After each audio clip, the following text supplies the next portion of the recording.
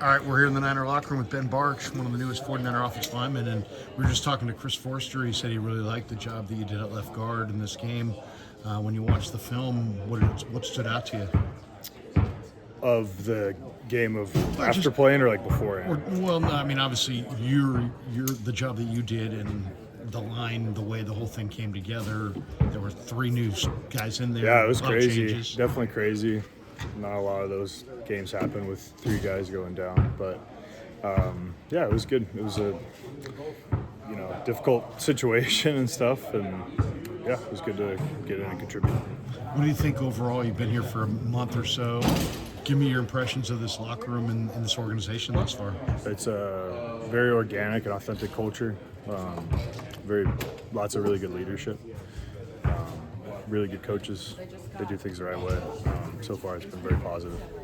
What about in your guys' room? Who would you? I mean, you got Trent, who's the best left tackle in the game, but who's the vocal leader in that room outside of Forster? I mean, I think everybody is in their own capacity, in their own unique way. Everybody's a leader. Some guys are action guys. Other guys only speak when they have to say something. Other guys are breaking down the huddle. So I think everybody, a lot of older guys have leadership roles. So Who's helped you so far? Because it's a cerebral position, a lot of complexity to the offense, a lot of shifts, a lot of motions. It's probably not as easy as some offenses. Who's helped you thus far get acclimated to what you guys are doing?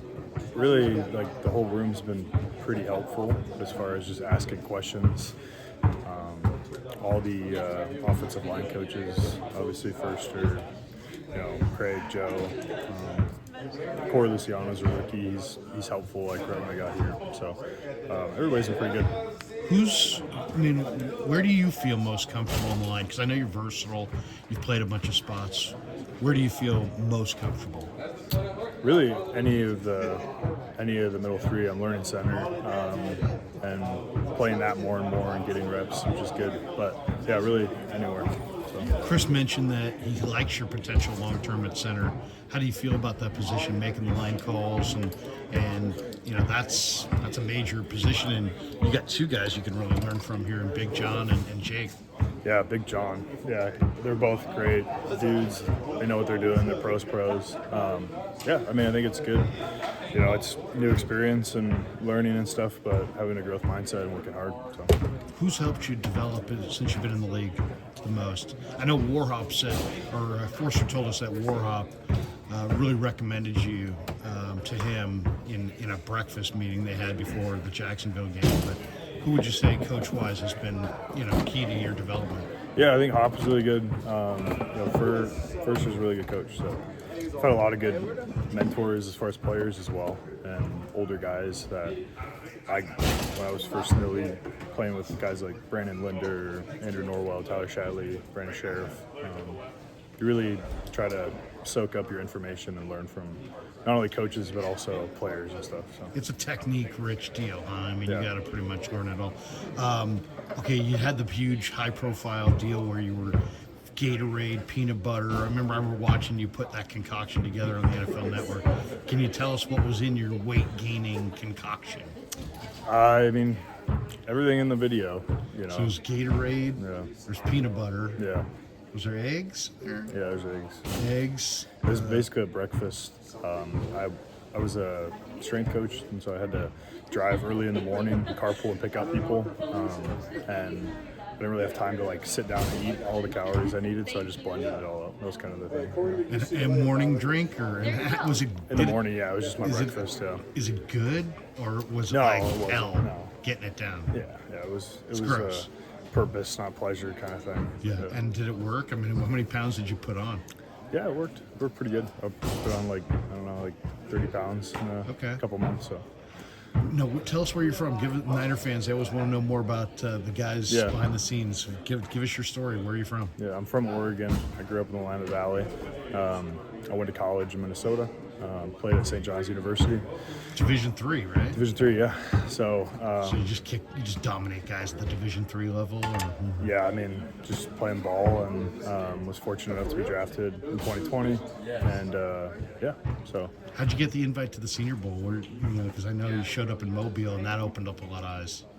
Yeah, I mean, I just kind of got the invite from Jim Nagy, and that was kind of a big deal, obviously, for me, being a small school guy and showing that you can play. But yeah.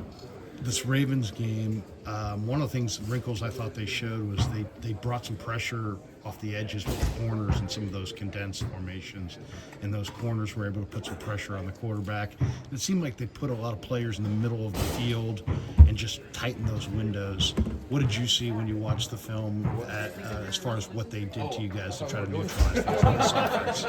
Yeah, I mean, they're a really well-coached team, and all their positions are high-effort guys no matter what. And, yeah, we just watch the film and improve on it next time and learn from the mistakes. So. How was Christmas beyond the game? Did you get a chance? Do you have family out here at all? No, I don't. No, we usually, my family, like, we all do Christmas like a week after, just because all my family is in the Midwest and they all meet up for Christmas. So Nice. yeah, I get to see mom and dad And then were they up in Oregon still? Yeah, they are. What part of Oregon? So I grew up in a town called Dayton, and I was born in McMinnville. So. Okay, I actually have a friend who lives in McMinnville right now. What you grew up a Seahawk fan as a kid? Or? I grew up a Packer fan. Packer fan. Because all my family's from Wisconsin and Minnesota. So Were you a big football fan? I was obsessed with Brett Favre, Maud Green, all their guys. Walking around with Adam Timmerman jerseys on or something? Or? No, I went to Lambeau as a kid. It was awesome, man. Was it? So, yeah. Now, when you're a pro, you lose that. I mean, obviously you're not walking around here going, "Hey, man, Packers, Packers, Packers," but you're a football fan, right? So you got to have some, have you lost your Packer fandom? Yeah, I mean, I'm not following I don't have like a Packer keychain or anything. Right. I think it's just when you're a kid and you're a young boy and you love football, that's your team. But now it's our job, so you don't really watch a ton as you're watching film all the time and stuff. So you're not following every single stat and everything. Yeah. Last one, Commanders. You guys take a look at the Commanders. Big Deron Payne, big Jonathan Allen. If you're in there this week, you're probably drawing one of those guys. What does their D-line look to you on film? What do they look like to you when you watch that film?